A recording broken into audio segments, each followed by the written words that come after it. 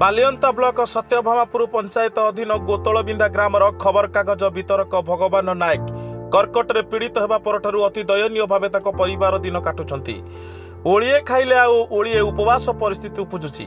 ଭଗବାନଙ୍କର ଏହି ଦୁର୍ଦ୍ଦିନରେ ସହାୟତାର ହାତ ବଢ଼ାଇଛି ଭୁବନେଶ୍ୱର ସାମନ୍ତରାପୁର ମହାବୀର ନଗର ସ୍ଥିତ ଦେବୟୁଗ ଫାଉଣ୍ଡେସନ।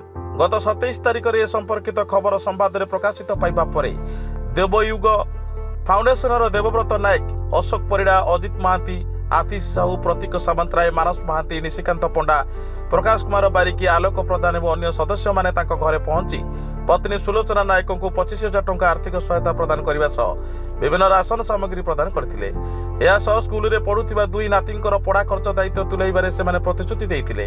30 वर्ष धरी बालिअंता खबर कागज वितरण करुथिबा भगवान नायकंकर एकमात्र पुओ भवानी शंकर नायकर 3 वर्ष तले दुर्घटना मृत्यु हो जाइतिला। कर्कटरे भगवान चिकित्साधीन थिबा बेले 5टी प्राणी कुटुंब किभଳି चलिबे से चिंतार वृद्ध दंपति भांगी पड़िछंती।